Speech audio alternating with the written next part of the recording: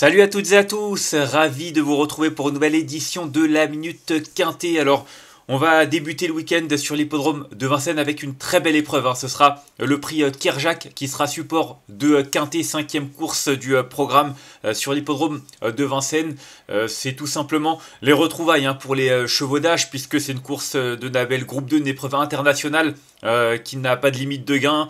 Vraiment une très très belle compétition. Ils ne sont que 13 au départ. Malheureusement sur le parcours des 2700 mètres de la grande piste, mais on a quand même un beau plateau qui nous attend, même si voilà, il manque bien entendu Idao Tiar ou encore Gohan Boy entre autres, parmi d'autres champions. En tout cas, on a 13 chevaux prêts à en découdre pour la majorité.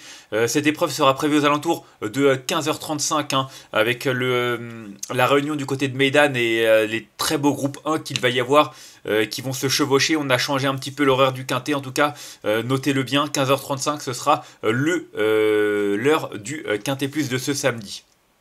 On va rentrer dans le vif du sujet maintenant avec le numéro 7, un Jumba de Guèze que j'ai retenu en tête. Comment ne pas la retenir en tête, cette jument dotée d'un fond inépuisable qui a été impressionnante durant tout le meeting d'hiver, qu'elle a marqué de son empreinte, que ce soit lors de sa victoire dans le Cornulier ou bien dans le prix de Paris juste en fin de meeting d'hiver.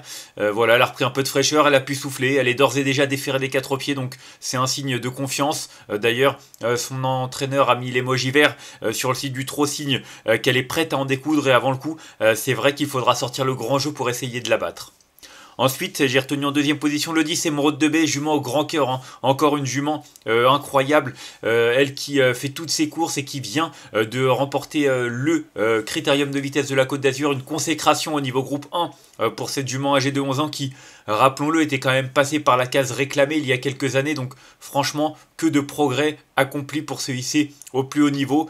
Et c'est vrai que pour ce retour à Vincennes, elle est en pleine possession de ses moyens. Elle est défaite des 4 pieds. Franck Nivard la connaît parfaitement. Je pense qu'on est en droit d'en espérer une confirmation. Ensuite, j'ai retenu en troisième position le 5, Inexcess Bleu, qui tente quelque chose. Lui aussi a réalisé un très très bel hiver puisqu'il a remporté pas moins de 5 victoires. C'est l'un des, je crois que c'est peut-être même le seul cheval qui s'est retrouvé invaincu lors du meeting d'hiver. Il n'a pas manqué la réouverture du meeting puisque 3 semaines plus tard, après son dernier succès, il s'imposait une nouvelle fois et vraiment avec la manière. Il battait notamment Gaspard d'Angy qu'il retrouve dans cette épreuve. Mais c'est vrai qu'il a vraiment franchi un cap. Il est assez impressionnant maintenant depuis plusieurs semaines. Et voilà, il s'est imposé pardon, sur 2008 grande piste en 1:11:6. Vraiment un excellent chrono, montrant tous les progrès qu'il avait accomplis. Alors, il monte de catégorie, il se heurte à l'élite des chevaux d'âge. Mais franchement, vu ce qu'il a montré ces dernières semaines, je ne serais pas étonné de le voir leur offrir une belle réplique. Ensuite, j'ai retenu en quatrième position le numéro 13, étonnant, comme son nom l'indique. Franchement, il est impressionnant parce que il a été longtemps écarté des pistes, il a eu des soucis de santé et pourtant il a réussi à revenir au plus haut niveau malgré son âge. En terminant deuxième du Critérium de vitesse de la Côte d'Azur d'Émeraude de Baie, il a vraiment assigné un retour fracassant. Il est une nouvelle fois déféré des 4 pieds. Alors c'est pas forcément un objectif en soi, mais c'est quand même une très belle épreuve pour laquelle il a été préparé également. Donc voilà, même s'il faut voir ce que ça va donner pour son retour à Vincennes, c'est toujours un petit peu délicat. Mais honnêtement, si c'est le étonnant d'il y a 2 ans, qui avait d'ailleurs remporté cette épreuve en 1:11:3, franchement, on devrait avoir du beau spectacle. En tout cas, moi j'en attends une confirmation. Ensuite, j'ai retenu en cinquième position le numéro 11, Hussard du Landré.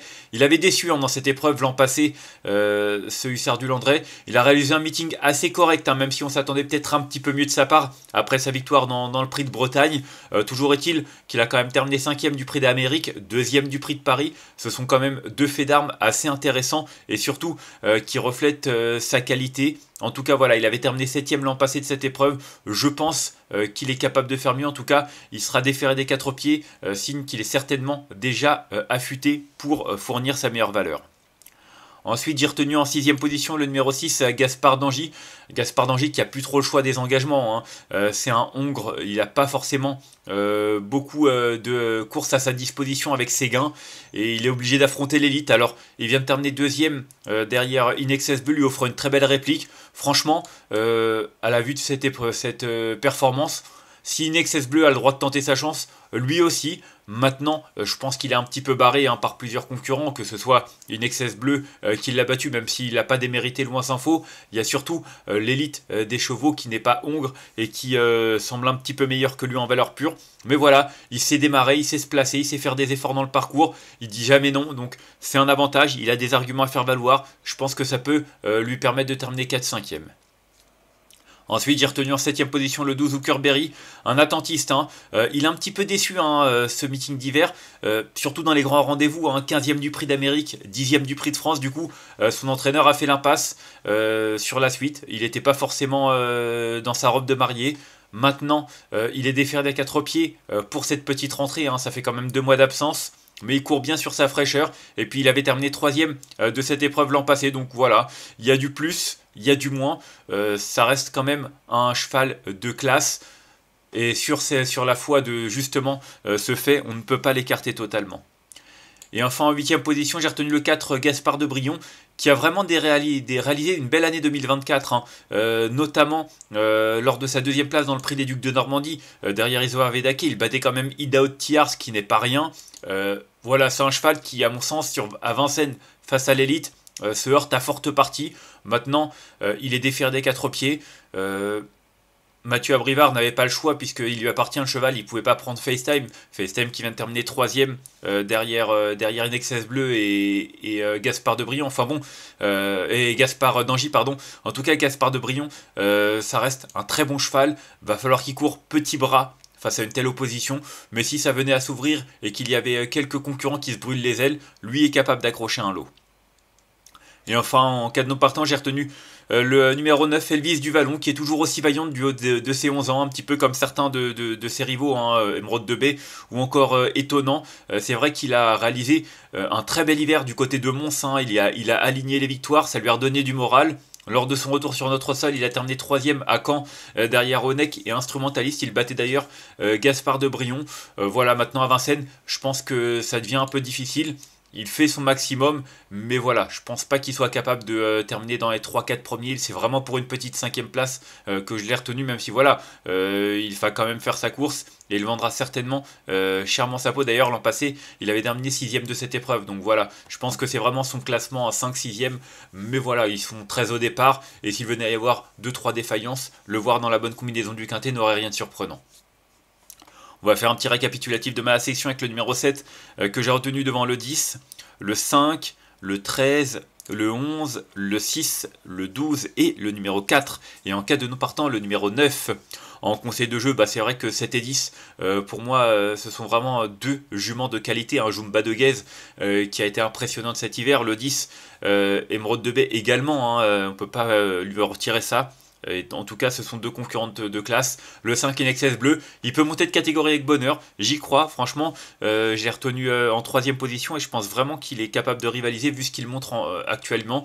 Donc voilà, 7, 10 et 5, mes 3 préférés. Mais j'aurais peut-être tendance à faire un 6-7 chevaux dans cette épreuve parce que il y en a plusieurs qui peuvent faire l'arrivée. Il y en a 2-3 qu'on peut écarter, hein, comme l'As, le 2, même le 8, Inmarosa, qui reste ferré. Donc c'est vrai qu'avant le coup, en enlevant 2-3 chevaux, ça peut être intéressant de tenter quelque chose en combiné.